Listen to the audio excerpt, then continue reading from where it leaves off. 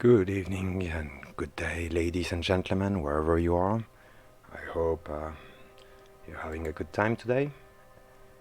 I'm back online and I will be reading to you a few poems I've selected from English literature. Nothing fancy. The first poem I'm gonna read is called A Dream Within the Dream. It was written by Edgar Allan Poe. I hope you will enjoy it.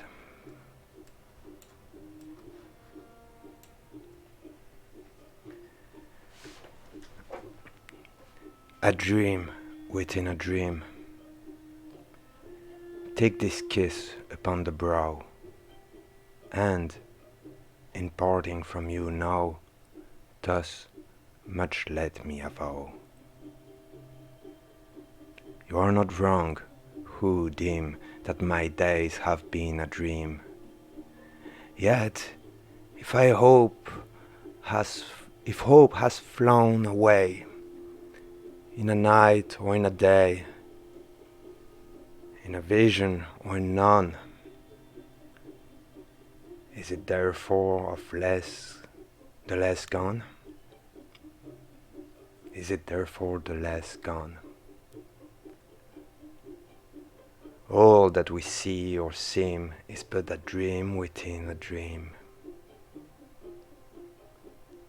I stand amid the roar of a surf-tormented shore, and I hold within my hand grains of the golden sand. How few, yet how they creep through my fingers to the deep, while I weep, oh God! Can I not grasp them with a tighter clasp?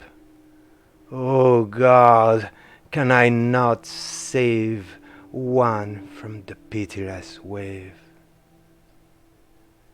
Is all that we see or we seem but a dream within a dream?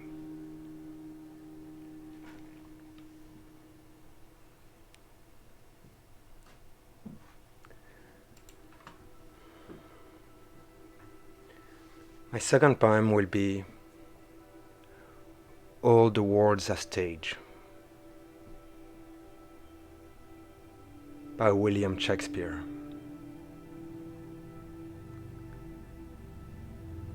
All the world's a stage, and all men and women merely players. They have their exit and their entrance, and one man in his time play many parts.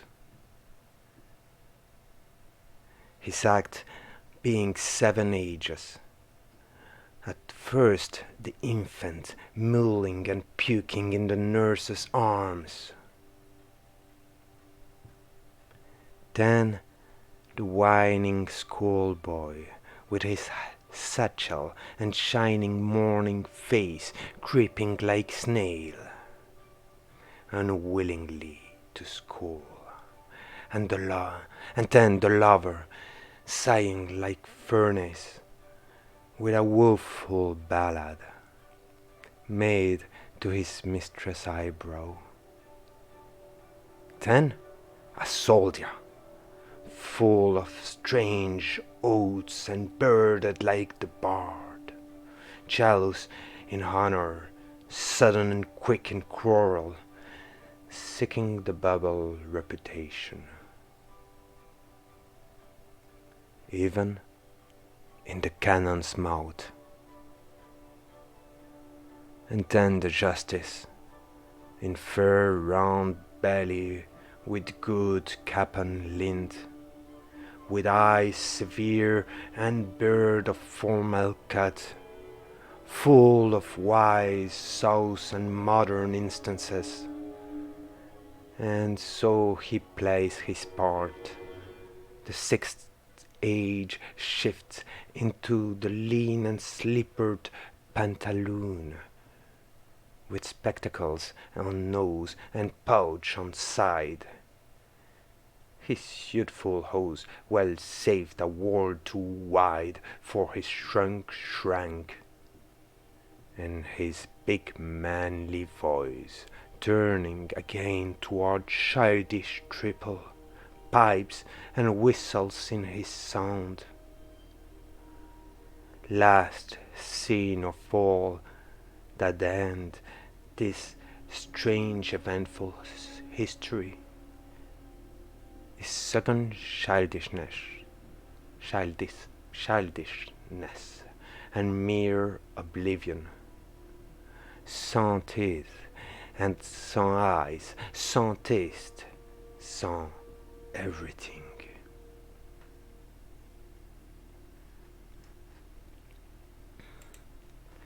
So this one is a little bit more famous. I guess the end part is not so famous, but still I think it's worth reading it all.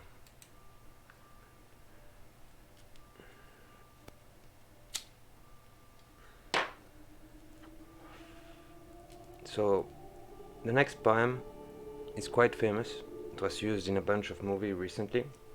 It's called "Do Not Go Gentle Into That Good Night."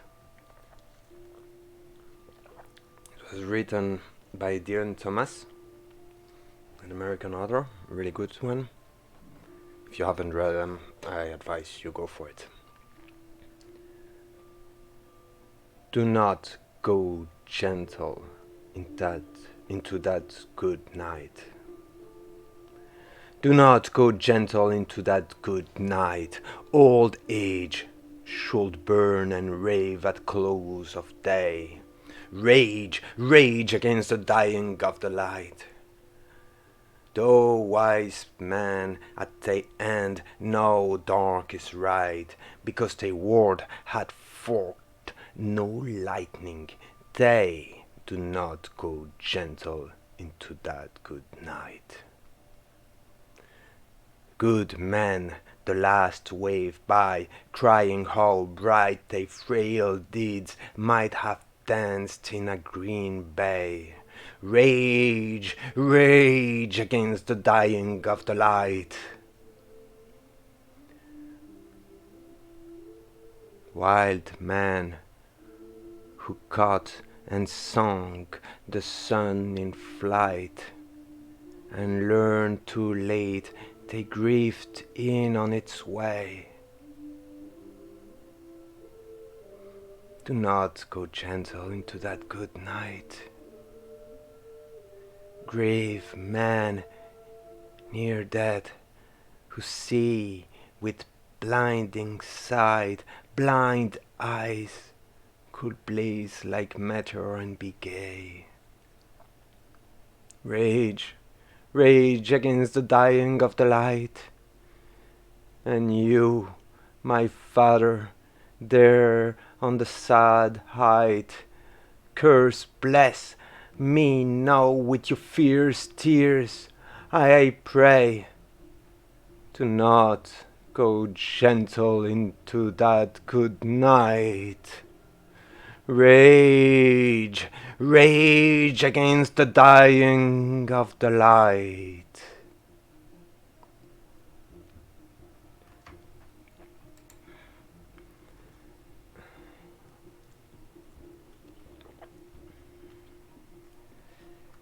Okay. This poem is called "O Captain, My Captain." It's quite a famous one. It was written by Walt Whitman.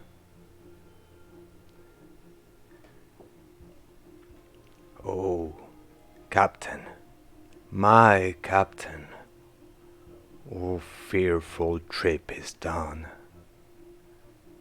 The ship has weathered every wreck. The prize we sought is won.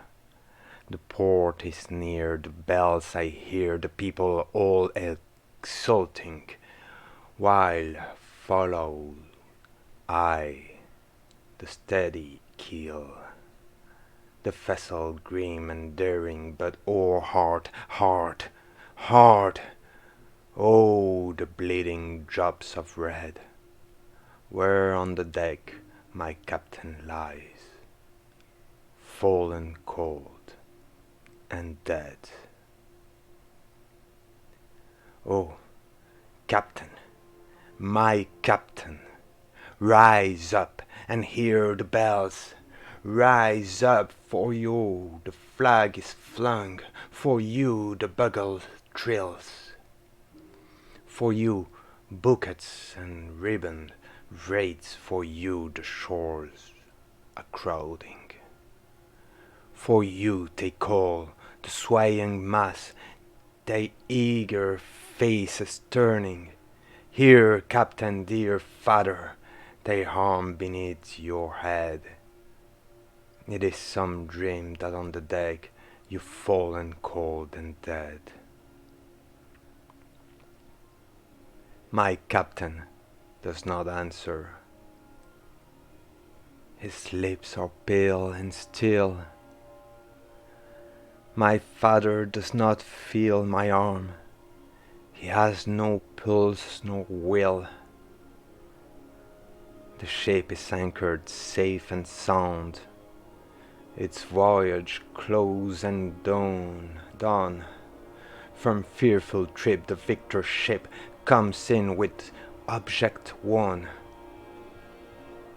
Exult, O shores, and ring, O bells, but I, with mournful dread, walk the deck my Captain lies, fallen cold and dead.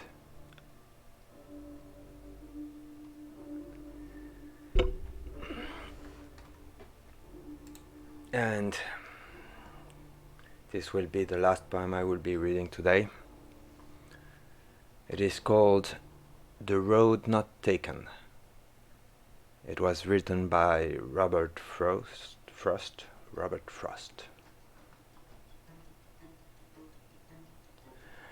Two roads diverged in a yellow wood, and sorry I could not travel both, and be one traveler long I stood, and looked down one as far as I could, to where it bent in the undergrowth. Then took the other, as just as fair, and having perhaps the better claim, because it was grassy and wanted wear. Though as for that, the passing there had warned them really about the same, and both that morning equally lay in leaves no step had trodden black. Oh, I kept the first for another day, yet knowing how way leads on to way. I doubted if I should ever come back. I shall be telling this with a sigh, somewhere ages and ages hence. Two roads diverged in a wood, and I took the one less traveled by, and that has made all the difference.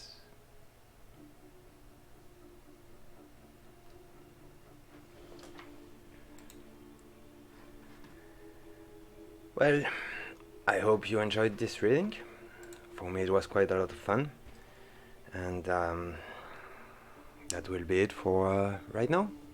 I hope to catch up soon, and bye bye.